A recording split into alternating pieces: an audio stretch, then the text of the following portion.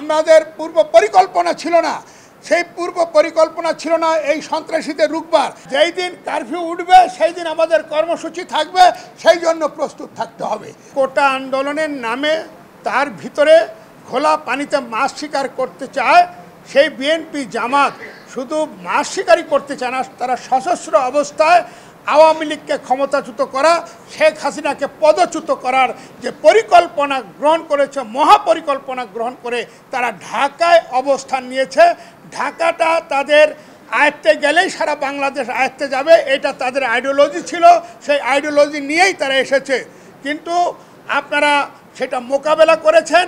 আপনারা, আমাদের প্রস্তুতি ছিল না, আমাদের পূর্ব পরিকল্পনা ছিল না, সেই পূর্ব পরিকল্পনা ছিল না এই সন্ত্রাসীদের রুখবার। আমরা সশস্ত্র ছিলাম না, আমরা শান্তিপ্রিয় ছিলাম। কিন্তু যখন তারা এই সশস্ত্র অবস্থায় আমাদেরকে হামলা করেছে, আমাদের নেতা কর্মীদের উপর হামলা করেছে, তখন কিন্তু খালি হাতেই আমরা তা প্রতিহত করার চেষ্টা করেছি। কিন্তু দেখা গেছে আমরা খালি হাতে যে আমাদের অনেক নেতা কর্মী আহত হয়েছে, অনেকে নিহত হয়েছে।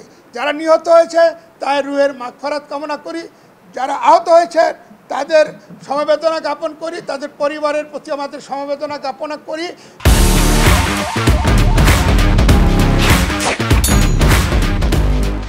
যে যেখানে আমরা নেতৃবৃন্দ আছি, যারা যারা আহত হয়েছেন, আপনারা সাধ্য মতন তাদেরকে সাহায্য করার, দেখাশোনা করার এই চেষ্টাটি আপনারা করবেন।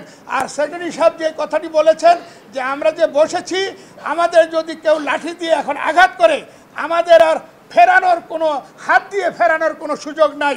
আমরা তার প্রতি উত্তরে যা যা করার সবটাই আমাদের করতে হবে।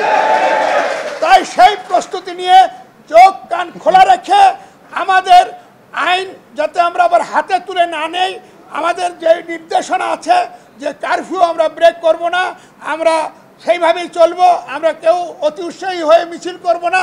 যেই দিন কারফিউ উঠবে সেই দিন আমাদের কর্মসূচি থাকবে, সেই জন্য প্রস্তুত থাকতে হবে। আমি মনে করি এই লড়াইতে যারা মুখে ছিলেন তাদেরকে আমি থ্যাঙ্কস দেই, তাদেরকে আমি লাল সালাম জানাই। যারা দেখে শুনে এগিয়ে এসেছেন তাদেরকে শুধু সালাম জানাই। আর যারা এখনো আসেন নাই, যারা পিছিয়ে আছেন, তাদেরকে আমি একটু ধিক্কার জানাই।